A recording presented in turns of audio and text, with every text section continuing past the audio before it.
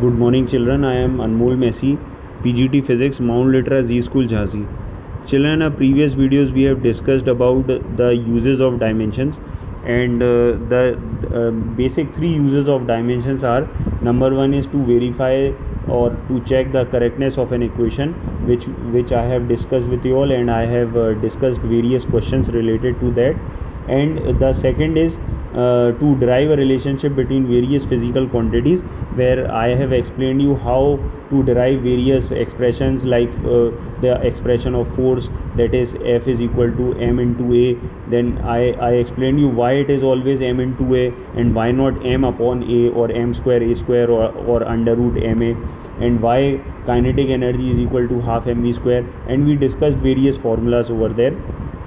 Then today what we are going to do is we are going to study the third use of dimensions, which is also known as to convert one system of units into another. Now first of all, we'll derive a expression for that, a formula for that, that we'll be using to convert one system of units into another. For example, if in case I give you something in SI and you want to convert it into CGS, then it could be done very easily using dimensions.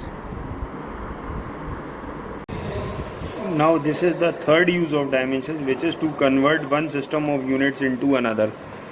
In this we are going to convert a physical quantity which is in first system, or maybe it could be SI system, or maybe it could be CGS system, and we'll convert it into some another system like MKS system, or maybe CGS system, SI system, etc. So we can convert a physical quantity which is in SI system to CGS system, or maybe a physical quantity which is in CGS system to SI system, and also to a new form of system which we might not be familiar with. Okay. Now before we start with the conversions, let us discuss the expression, or maybe the formula that we are going to use for that. Okay, so generally a format of physical quantity is P is equal to Nu, where P is the physical quantity, N is the numeric value, and U is the unit, as I have written over here. Now this P is the physical quantity, so we can write, we can take an example like force is equal to 10 Newton. Then force would be P, 10 would be N, and U, the unit Newton is U.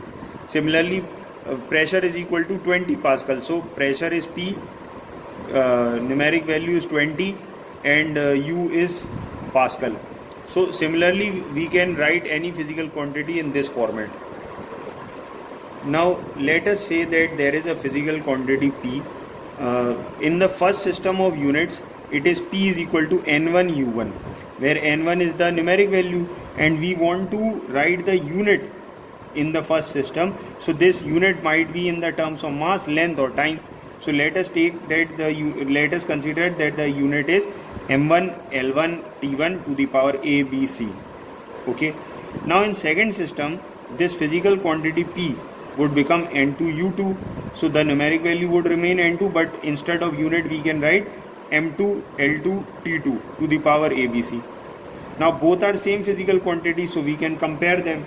So we are comparing both of them, and we will get that N2 is equal to M2 to the power A, L to the power B, T to the power C, okay, is equal to N1 into M1 to the power A, L1 to the power B, and T1 to the power C. Now what we can do is we will take this unit part over here on right hand side. So we will take mass together, length together, and time together, taking out the powers common outside. So we will get that M1 upon M2 to the power A, L1 upon L2 to the power B, T1 to the T1 upon T2 to the power C. This is the final expression that we will be using to convert one system of units into another. Okay. This is a question that I have prepared for you. Convert 7.9 Newton into dash dyne.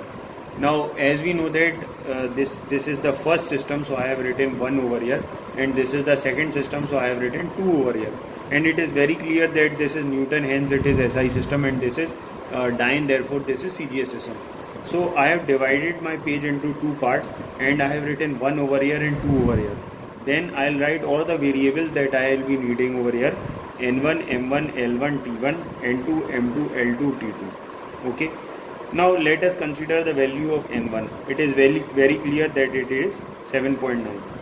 As far as Newton is concerned, it is actually it belongs to SI system. Therefore, mass would also belong to SI system, and in SI system mass is calculated in kgs. Therefore, I have taken it as 1 kg. Similarly, in SI system length is measured in meters, so I have taken it as 1 meter, and time is measured in seconds. Therefore, I have taken it as 1 second. Okay. Similarly, over here on the right hand side, it is very clear that this is CGS system, and in CGS system mass is measured in grams. So I have written M2 is equal to 1 gram, length is 1 centimeter, and time is 1 second, and we are supposed to calculate the value of N2. So this is the expression that we are going to use. This is the expression that we are going to use. We will put the values of mass, that is 1 kg, M1 1 kg, M2 1 gram, L1 1 meter, L2 1 centimeter, then T1 and T2 1 second.